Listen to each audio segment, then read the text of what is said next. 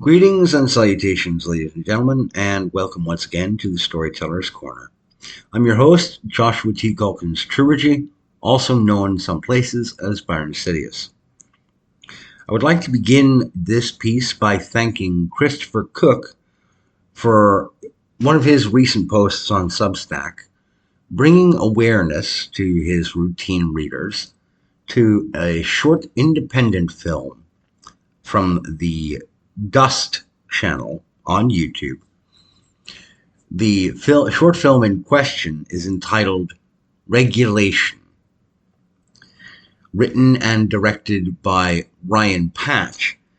This is a gorgeous piece of independent art, and I would like to go through and present my observations in deep literary analysis of this project.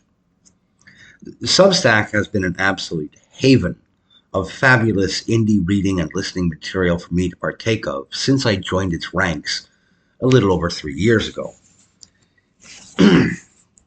I've been thoroughly ensorcelled by all manner of tales from its multitude of contributing writers, many of whom have also given me plenty of food for thought in the non-fiction sphere.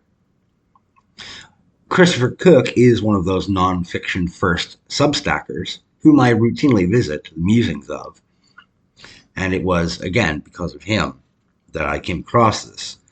His article in question is entitled Gut Punch Story, Little Girl Forced to Take Happy Patch. So, the amount of brilliance contained in this short film, which is under 15 minutes and which I'll end up taking a great deal longer to hyper-focus on here. This film is awe-inspiring. And almost 5 years after its release, its implications are absolutely bone-chilling. So I'd like to get into that. Before I begin, I would like to preface this analysis, these observations, with the following simple truths. I, like anybody else, bring to this project my own biases. To begin with, there is the fact that I do tend to be rather anti-statist. I am often thought of amongst my closer peers as a small L libertarian. This informs my view and reaction to certain artistic material, especially in the case of this short film. There's also the fact that I am a father, and I have an 11-year-old girl living in my home. This is relevant because one of the key characters in this short film is an 11-year-old child. So this short film hit home for me, particularly personally. With that in mind, let us proceed. At the 28-second mark, with the opening or establishing shot, the score has an oppressive tone and seems in good keeping with a kind of technocratic vibe. The auto-driving car's heads-up display flashes on with an update that the occupant is on a, quote, irregular road, and that pothole avoidance has been activated. This perfectly syncs up with the next moment of note at 38 seconds. This woman's tablet display. There's a heavy helping of dystopian overlay in this moment. The car's occupant has a large screen tablet open to a profile under the, quote, President's Commission on Happiness for a child named Kaylee Warren. Most of the text is unreadable for me, but along the bottom is a terrifying metric bar graph, breaking down a set of psychiatric diagnoses predictions, including but not limited to psychosis, major depressive disorder, PTSD, addiction, and a few other possible disorder issues. This commission, this government program, is looking at a child and using some unknown algorithm to determine her risk of mental health challenges, a thoroughly overlording nanny state horrorscape. At the 1 minute mark, or roughly right around, viewers are greeted with the government employee's arrival at a seemingly ramshackle kind of house out here in the middle of the boonies, in the middle of the woods. Recall that tablet display? One of the big text lines above the diagnostic predictions said, high-risk environmental and genetic factors. Although here it's genetic X, as the camera cut off from the angle and didn't show the last term. But it is factors, as we discovered later on. We have a clearly technocratic, cosmopolitan/urbanite government employee arriving in a high-tech autopiloted vehicle to a location out in the sticks. The visual contrast is unmistakable, especially given the agent's stiff straightening of her blazer as she looks about, the clotheslines strung up with washings hung outside to dry. Let's also not take for granted that the humble abode of the family living out here is somewhat reminiscent of the sort of tar paper shack dwellings commonly associated in American history with trapper towns or the poor rural denizens of frontier mining communities as well. At 1:30 sorry about that, we finally get some dialogue.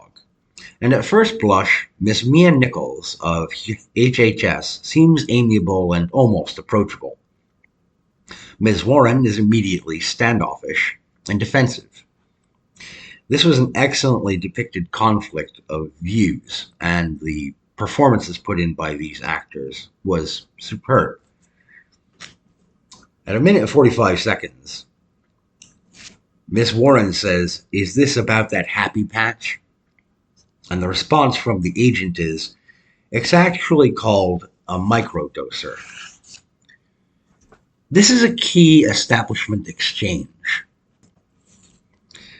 in that this exact wording comes up again later between Agent Nichols and Kaylee, the child herself. And though it seems small, it is significant. This is a contestation of public perception versus official state framing, and that matters. By calling the device a happy patch, a kind of derisive slang term, Warren and her daughter are expressing an unwillingness to codify into cultural acceptance this device and its ultimate aim to, quote, make children happy by law. It cuts through the pleasant horseshit technical terminology and calls it for what it is, a patch that's supposed to make you happy, which is very much it's a heaping helping of Aldous Huxley's Soma from Brave New World, or the video game We Happy Few. At 1:58, here, as the HHS worker plants her foot aggressively in the doorway to force Miss Warren to hear her out, we have a glimpse of the absolute terror of state dominance. The state will not allow dissident thinkers to push them out or keep them away. They will, through force and bodily, demand your compliance. At the 2:05 mark, quote, "You would have had to be certified religious by a psychiatrist, and I have no indication of that here." This line of dialogue is delivered with the clean, crisp, office-speak tone that is both infuriating and almost detached to the point of being alien. And for Ms. Warren, surely there has already been the recognition that the credentialed psychiatrists available to her for that exemption rely on the state for their licensure. It's a captured institution.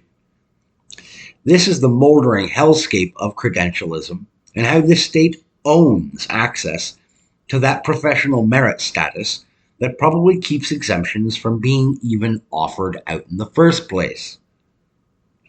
It's a catch-22.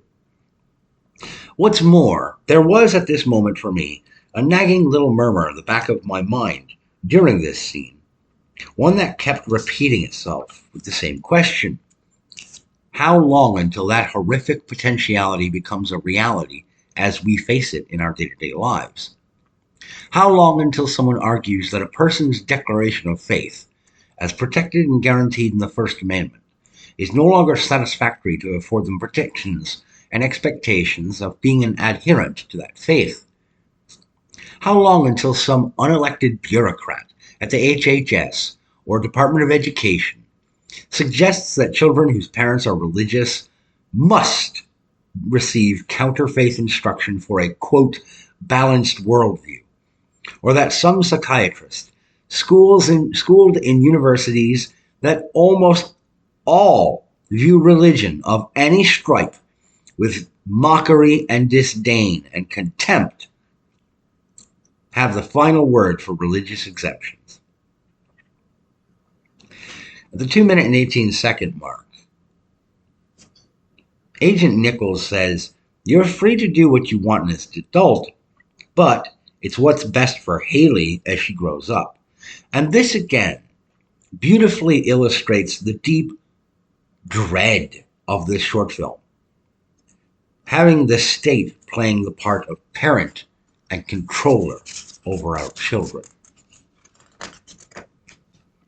The line that next is delivered that gives me the shivers is, "Every child has the right to be happy by law." I don't mean to be a prick when I say this, but that is not a right. When you frame it this way, it is a compulsion in terms of the conceit of linguistic manipulation. That kind of twisted interpretation of legal language is exactly what statists try to cram down on people. And here it was delivered with bone-chilling and beautifully portrayed accuracy and power. The woman who played the part of Miss Nichols, bravo to her for her performance. At the 2 minute and 35-second mark, once again, the score and sound direction is genius, with major chord uplift employed to highlight the beauty and peacefulness of nature, in contrast to the brooding tones in the introduction establishing shot with the high-tech automated car.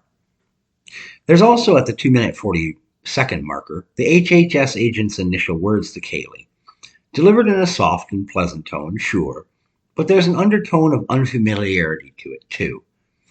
The fact that the kid doesn't respond right away struck me as curious, but believable. At the 2 minute and 50-second mark, the child, Kaylee, says, "I don't want a happy patch. My mom said that's why you're here." To which the agent replies, "It's actually called a microdoser, Kaylee." Again, this innocent, tiny kid, an 11-year-old, doesn't at all buy into the technical term jargon phraseology from this HHS agent. And at the 3 minute and 6-second mark, there is a wonderfully captured on-camera contrast between this cheerful, colorful little girl on the left and the state-sanctioned wraith of an agent on the right, all in black. It's visually a chef's kiss, this moment. The girl is gently prodding this caterpillar, kneeling in the dirt, while the state's agent crouches to avoid getting dirty and clasps her hands to avoid touching nature. This is a superbly done moment. At the 3 minute and 25-second mark, Kaylee interrupts the agent's techno-babble spiel, and it's pure childhood. It's very much, no, I don't wanna, I don't have to. When Kaylee tells Nichols about her fort, and the agent asks to see it, the girl hops up, she's bouncy, and she happily answers, okay, and leads her off. There's a moment, a sliver of a moment here, where the agent looks hesitant about what she's doing out here. At the 4 minute mark, quote, "I didn't build it, and I don't know who did." Again, This is wonderful, playful exuberance of a child, expertly portrayed on screen by whoever this child actress is. Agent Nichols lapses once again into jargon talk about research suggests kids who are happier have an easier time making friends. And I wanted to reach into the screen and slap this lady and tell her, leave the fucking kid alone. The 4 minute and 38-second mark. Quote, what happens when you get sad? Kaylee, I come out here, she says with a smile. The agent, to cry. Kaylee, sometimes. Why was the state agent's presumption that Kaylee came out to this fort to cry when she feels sad? There's some kind of projection going on here. Big time. A whole lot of assumptions and conjecture, which is typical statist bullshit. Now, one of the most enchanting moments comes up next at 4 minutes and 45 seconds, wherein Kaylee talks about Ramona, an imaginary friend who is a great cat. She can't remember if it's a cheetah or a leopard. She says, whichever one has the spots, which is cheetah. But this is beautifully done and somewhat haunting because it made me think, how many lonesome kids, blessed with an active imagination in the absence of tangible friends, have historically created their own illusory companions? It's a perfectly normal thing for kids to do. For God's sakes, Cartoon Network did a whole cartoon show series about them. Madame Foster's Home for Imaginary Friends. At the 5 minute and 18-second mark, Kaylee's description of her adventures with Ramona, her exuberance, her obvious bliss in retelling these tales, regaling the HHS agent with tales of fighting off sky pirates. This is overwhelming evidence that this child has coping skills. Mia says, oh, that doesn't sound very nice when Kaylee talks about how Ramona rips apart the pirates to shreds with her claws. And Kaylee responds, well, they're not nice. They're pirates. Like, duh. Perhaps most telling is Agent Nichols' clear befuddlement here. She has lost a long time ago her sense of childhood magic, thanks to technology and bureaucratic bilge drinking. At the 5 minute and 29-second mark, I don't, she says, looking around because Kaylee has begun interacting with her imaginary play moment. This gives voice to the agent's complete lack of imagination. Even when she gives in to indulge this imagination play, the HHS agent's instinct is to turn away from the imaginary sky pirates, to avoid conflict. While Kaylee, all of 11 years old, shows courage and poise to confront her enemy, even if it is all just silly pretend play. She shows this grown agent of the state that running from your problems in the form of a happy patch is not the best way to handle them. Brilliant storytelling, Mr. Patch. At the 6 minute and 40-second mark, when Agent Mia Nichols says, I'm telling this for your own good, isn't that what all tyrants think? Isn't that the cruelest kind of state to live under? The one that compels adherence through the threat of force, because according to the state, it knows what's best for you? At the 7 minute mark, for about 40 seconds here, the HHS agent blathers on with her technical jargon once again, her justifications, like some kind of ghoulish automaton, like she doesn't know how else to communicate with a child. But here, her voice sounds less certain, and she is not looking at Kaylee for most of this stretch of her spiel. It's almost like she's trying to convince herself of this state sponsored and mandated line of justification. At the 7 minute and 45-second mark, when the happy patch comes out of the purse, Kaylee's apprehension or revulsion to the sight of it is immediate. Again, this child actor deserves nothing but the highest praise. The director slash writer of this piece of art made this device look simple, innocuous even, practically harmless. Whether for budgetary or narrative reasons, the choice to portray the microdoser visually as this simple little device carries a great deal of weight, as it tells a tremendous universal truth. Great danger can lie in a seemingly harmless thing. The 8 minute mark, to quote Agent Nichols, "No one's ever wanted to take it off." Okay, but that's the same logic that a heroin addict would use to excuse going and getting another fix. Why would I stop? It makes me happy. Happy doesn't mean meaningful or fulfilled or content. It means chemically within the state's parameters of how happy their data posits a person should be. The 8 minute and 10-second mark, however, I'm torn. I'm torn over a moment because with the agent claiming that when she was growing up, her own brother, about Kaylee's age, got depressed and hurt himself, quote, because he didn't regulate, I'm torn about this moment, and I'll tell you why. I'm torn because there's two possible explanations. A, this agent of the state could be lying, using a self-insert to try and win the kid over and get some empathy out of her to manipulate her into accepting the happy patch.